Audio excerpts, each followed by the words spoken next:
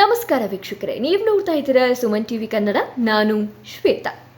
ಕನ್ನಡ ಚಿತ್ರರಂಗವು ಕೃತಿಕ ಬುದ್ಧಿಮತ್ತೆಯ ಬಳಕೆಯಲ್ಲಿ ಹೊಸ ಮೈಲುಗಲ್ಲನ್ನ ಸ್ಥಾಪಿಸಿದೆ.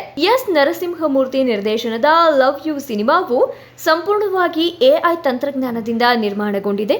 ಹಾಡುಗಳು, ಸಂಭಾಷಣೆ, ಸಿನಿಮಾಟೋಗ್ರಫಿ ಸೇರಿದಂತೆ ಎಲ್ಲವನ್ನೂ ಎಐನಿಂದಲೇ ಮಾಡಲಾಗಿದ್ದು, ಈ ಚಿತ್ರ ಜಾಗತಿಕ ಮಟ್ಟದಲ್ಲಿ ಸ್ಯಾಂಡಲ್ವುಡ್ನ ಹೆಮ್ಮೆಯನ್ನ ಹೆಚ್ಚಿಸಿದೆ. ಈಗೆಲ್ಲ ಎಐ ತಂತ್ರಜ್ಞಾನದ್ದೇ ಜಮಾನ. ಇವತ್ತು ಬಹುತೇಕ ಕೆಲಸಗಳನ್ನ ಎಐ ಮಾಡುವಷ್ಟರ ಮಟ್ಟಿಗೆ ತರಲಾಗಿದೆ.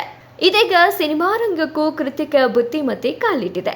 ಸಂಪೂರ್ಣವಾಗಿ ಎಐ ಮೂಲಕವೇ ಒಂದು ಸಿನಿಮಾವನ್ನ ಯಾರಾದ್ರೂ ಮಾಡಬಹುದಾ ಅಂತ ಕಾದಿದ್ದವರಿಗೆ ಈಗ ಸ್ಯಾಂಡಲ್ವುಡ್ನಲ್ಲಿ ಅದಕ್ಕೆ ಉತ್ತರ ಸಿಕ್ಕಿದೆ. ಹೌದು, ಸಂಪೂರ್ಣವಾಗಿ ಕೃತಿಕ ಬುದ್ಧಿಮತ್ತೆಯನ್ನೇ ಬಳಸಿಕೊಂಡು ಸಿನಿಮಾವೊಂದನ್ನ ಕನ್ನಡದಲ್ಲಿ ತಯಾರು ಮಾಡಲಾಗಿದೆ. ಸದ್ಯಕ್ಕೆ ಪ್ರೀ ಪ್ರೊಡಕ್ಷನ್ ಮತ್ತು ಪೋಸ್ಟ್ ಪ್ರೊಡಕ್ಷನ್ ಕೆಲಸಗಳಲ್ಲಿ ಕೃತಿಕ ಬುದ್ಧಿಮತ್ತೆ ಬಳಕೆ ನಿಧಾನವಾಗಿ ಹೆಚ್ಚಾಗ್ತಾ ಇದೆ. ಹೀಗೆ ಸಿನಿಮಾ ರಂಗದಲ್ಲಿ ಹಲವು ಕಡೆ ಎಐ ಟೆಕ್ನಾಲಜಿ ಜಾಗ ಪಡೆದುಕೊಳ್ತಾ ಇದೆ. ಈಗ ಒಂದು ಹೆಜ್ಜೆ ಮುಂದೆ ಹೋಗಿರುವ ಚಿತ್ರತಂಡವೊಂದು ಸಂಪೂರ್ಣವಾಗಿ ಕೃತಿಕ ಬುದ್ಧಿಮತ್ತೆ ಅಂದ್ರೆ ಆರ್ಟಿಫಿಷಿಯಲ್ ಇಂಟೆಲಿಜೆನ್ಸ್ ಮೂಲಕವೇ ಲವ್ ಯು ಹೆಸರಿನ ಮೊದಲ ಸಿನಿಮಾವನ್ನ ರೆಡಿ ಮಾಡಿದೆ. ಈ ಚಿತ್ರ ಇದೀಗ ರಿಲೀಸ್ಗೂ ಸಿದ್ಧವಾಗಿದೆ.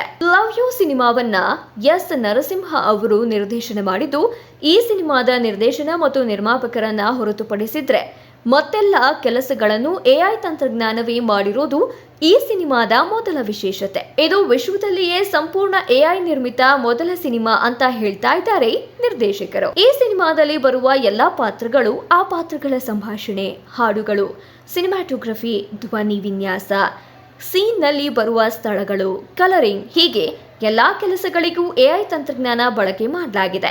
ನಮ್ಮ ಸಿನಿಮಾಕ್ಕೆ ಎಐ ಕೆಲಸಕ್ಕಾಗಿ ನೂತನ್ ಅನ್ನುವ ಎಂಜಿನಿಯರ್ ಒಬ್ಬರನ್ನ ನೇಮಿಸಿಕೊಂಡಿದ್ವಿ. ಸುಂದರ್ ರಾಜ್ ಗುಂಡೂರಾವ್ ಅವರು ಇಡೀ ಪ್ರಾಜೆಕ್ಟ್ನ ನೇತೃತ್ವ ವಹಿಸಿದ್ದಾರೆ.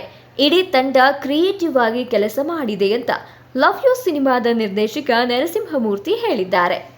ಇನ್ನು ನಮ್ಮ ಕನ್ನಡ ಸಿನಿಮಾವು ಜಾಗತಿಕ ಮಟ್ಟದಲ್ಲಿ ಇಂಥದ್ದೊಂದು ಬದಲಾವಣೆಗೆ ಉದಾಹರಣೆಯಾಗಿದೆ. ಭವಿಷ್ಯದಲ್ಲಿ ಈ ಬದಲಾವಣೆಗೆ ಹೊಂದಿಕೊಂಡು ನಮ್ಮ ಸ್ಯಾಂಡಲ್ವುಡ್ ಉಳಿದ ಚಿತ್ರರಂಗಗಳನ್ನ ಮುನ್ನಡೆಸುತ್ತೆ ಎಂಬ ನಂಬಿಕೆ ನಮಗಿದೆ. ಈ ಸಿನಿಮಾ ಮಾಡಿರೋದಕ್ಕಾಗಿ ನನಗೆ ಹೆಮ್ಮೆ ಇದೆ ಅಂತ ನಿರ್ದೇಶಕರು ಹೇಳಿದ್ದಾರೆ. ಇನ್ನು ಸಂಪೂರ್ಣ ಎಐ ತಂತ್ರಜ್ಞಾನದಲ್ಲಿ ಮೂಡಿ ಬಂದಿರುವ ಲವ್ ಯು ಸಿನಿಮಾದಲ್ಲಿ 12 ಹಾಡುಗಳಿದ್ದು 95 ನಿಮಿಷಗಳ ಅವಧಿಯನ್ನ ಹೊಂದಿದೆ.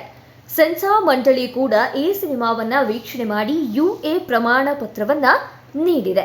ನೇರವಾಗಿ ಥಿಯೇಟರ್ನಲ್ಲೇ ಸಿನಿಮಾವನ್ನ ರಿಲೀಸ್ ಮಾಡಬೇಕು ಅನ್ನೋದು ಚಿತ್ರತಂಡ ಯೋಚನೆಯಾಗಿದ್ದು, ಅದಕ್ಕಾಗಿ ಪ್ರಯತ್ನಗಳು ನಡೀತಾ ಇವೆ.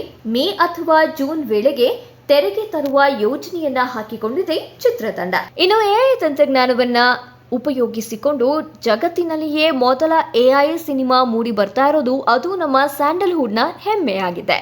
ಇದಾಗಿತ್ತು ಈ ಹೊತ್ತಿನ ಅಪ್ಡೇಟ್ಸ್. ಮತ್ತಷ್ಟು ಅಪ್ಡೇಟ್ಸ್ಗಾಗಿ ನಮ್ಮ ಸುಮನ್ ಟಿವಿ ಕನ್ನಡವನ್ನ ಸಬ್ಸ್ಕ್ರೈಬ್ ಮಾಡೋದು ಮಾತ್ರ ಮರಿಬೇಡಿ.